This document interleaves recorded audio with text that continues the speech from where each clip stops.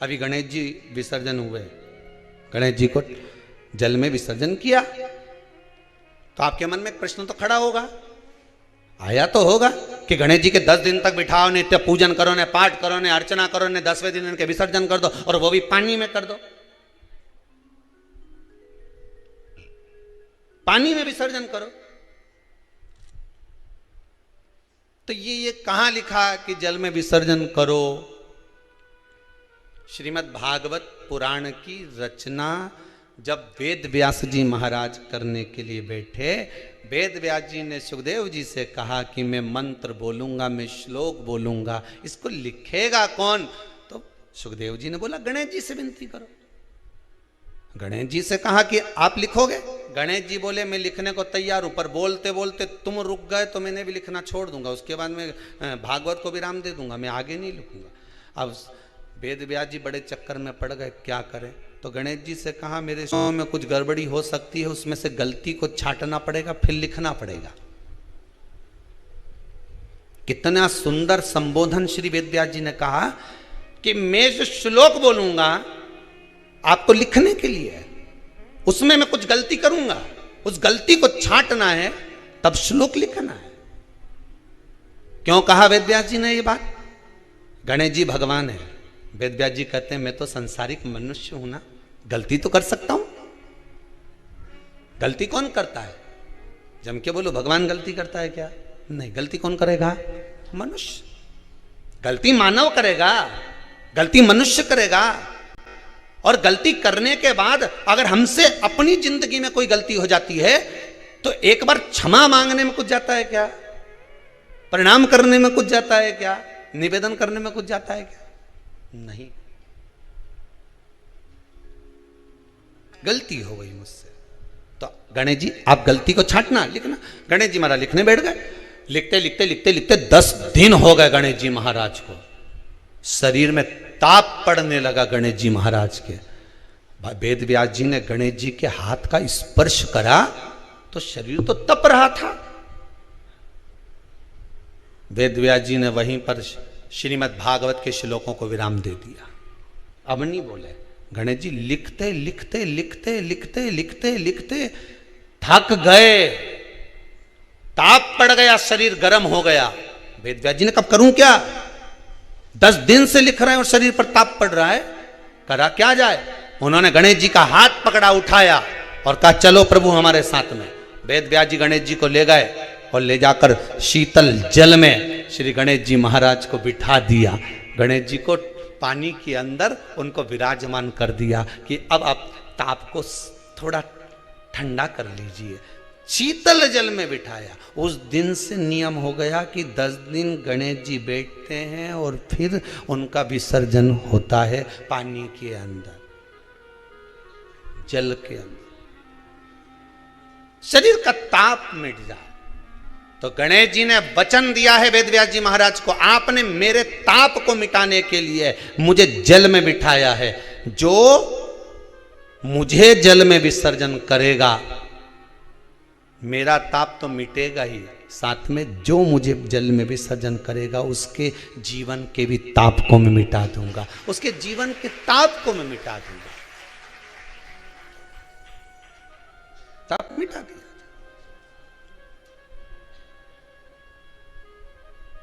पर करो गणेश जी का विसर्जन, मना नहीं है हो, पर अच्छे से करो रे हो। अब मैं छोरा छोरियों तो निशाना लगाए, वो हमारा गणेश जी जई दिया, वो हमारा सबसे आगे पहुंचा तो इधर वाला ने इधर से फेंका, हो गया। ये हमारे धर्म की हंसी उड़ा रहे हैं, ये हमारे धर्म की हंसी है।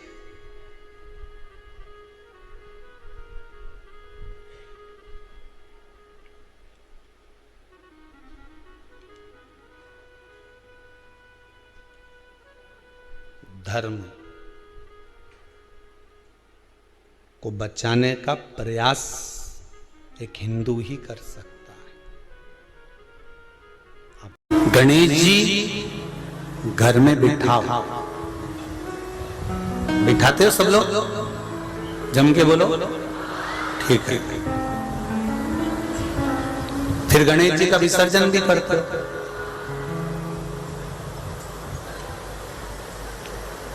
पर जहां गणेश जी बिठाओ,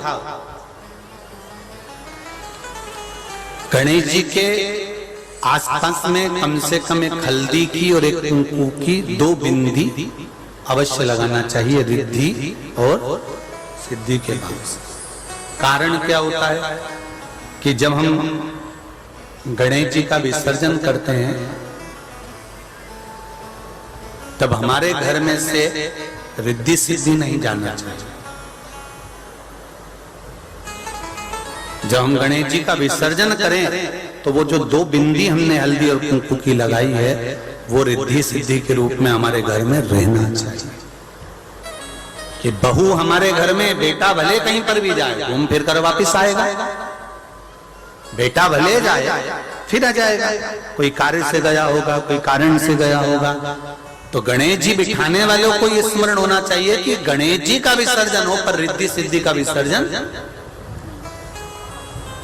2 बिंदी जहां गणेश जी बिठाए उस दीवार पर हल्दी और कुंकू की लगा दीजिए कि रिद्धि सिद्धि हमारे घर में। गणेश जी वहां से उड़ भी गए, गणेश जी वहां से चले भी गए, गणेश जी वहां से विसर्जन भी हो गए, तो रिद्धि सिद्धि हमारे घर में, क्योंकि बहू का घर में होना जरूरी है, रिद्धि सिद्धि का घर में होना जरूरी है।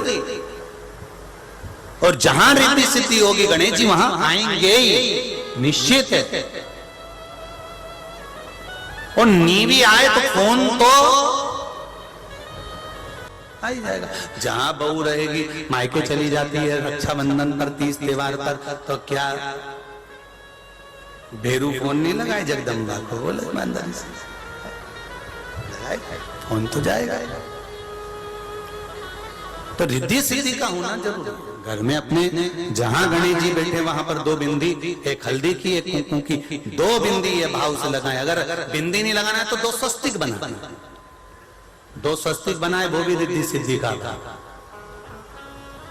और आज जैसे गणेश जी आपने दिल से, हृदय से, चित्त से, वृत्ति से भगवान का सिंहासन लगाकर, दिए जलाकर, स्वस्तिक बनाकर, बिंदी लगाकर आपने जैसे गणेश जी को विराजमान करा है, शिव महापुराण कहती है जब अनंत चतुर्दशी के दिन गणेश जी उठे तो ये तुम्हारा भाव है कि तुम इनको दिल से विदा भी अच्छे से करना। उठाया, पानी में फेंक रहे हो, ऊपर पुल से नीचे डाल रहे हो, कहीं निशाना मारकर फेंक रहे हो, ये गणेश जी का भाव नहीं होना चाहिए।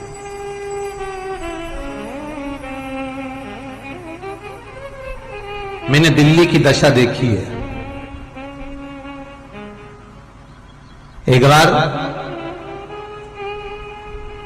2 वर्ष पहले गणेश चतुर्थी के बाद दिल्ली में कथा थी और हमने देखा है कि पुल के पास में रोड के किनारे इतने गणेश की शायद हजारों लाखों गणेश जी पुल के किनारे पर रखे हुए थे। रोड के किनारे पर लोग वहां से चप्पल पहनकर जा रहे थे, गाड़ी लेकर जा रहे थे, सब चले जा रहे, गणेश जी, ढेर सारे गणेश जी। और फिर गुप्ता परिवार हमको लेने के लिए आया था उस समय पर स्टेशन पर। हमने गुप्ता जी से कहा जरा गाड़ी को रोकिए, आगे नगर निगम की गाड़ी खड़ी हुई थी, उसमें सारे गणेश जी को कचरे की गाड़ी में भरा जा रहा था।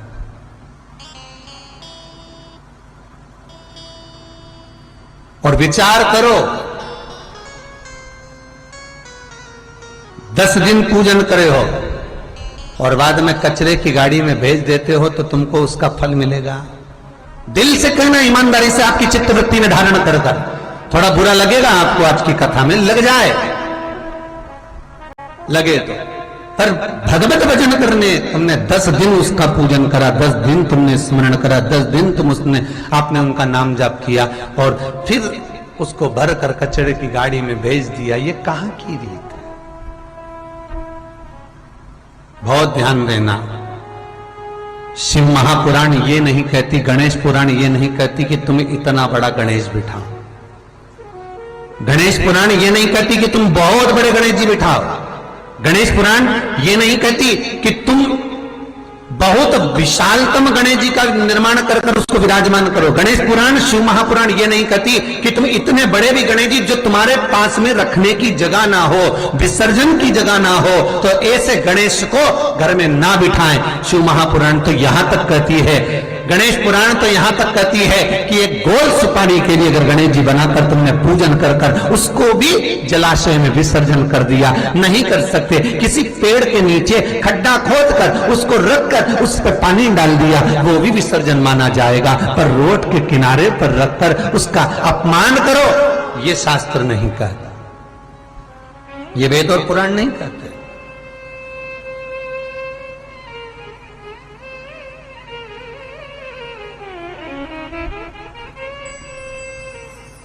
कहीं भगवान गणेश जी को मोटरसाइकिल पर बिठा रहे हो, कहीं भगवान गणेश जी को ऑटो पर बिठा रहे हो। उनकी मूर्ति बनाने वाला मूर्ति बनाता है तो कहीं ऑटो पर बना रहा है, कहीं मोटरसाइकिल पर बना रहा है,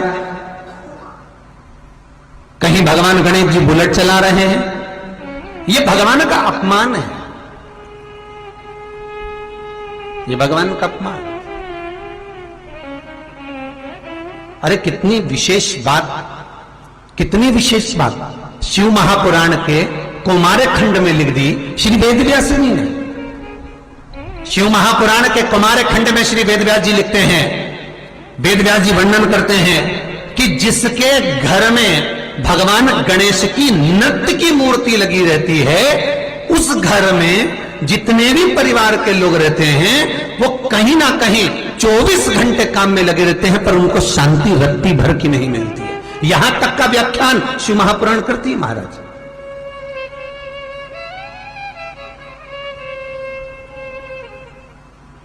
लोगों को शौक चला, गणेश जी ढोल बजा रहे हैं, वो मूर्ति का फोटो घर में लगा दिया, घर में मूर्ति का फोटो लगा दिया कि गणेश जी ढोल बजा रहे हैं, गणेश जी नाच रहे हैं, वो मूर्ति का फोटो तुरंत घर में लगा दिया। वेदव्यास जी ने कुमार खंड के अंदर वर्णन करा, यदि देवता की अपमानजनक मूर्ति या स्मरण पूजन का भाव अगर कहीं लगाया भी जाता है तो उस घर में शांति रत्ती भर की नहीं रहती है महाराज।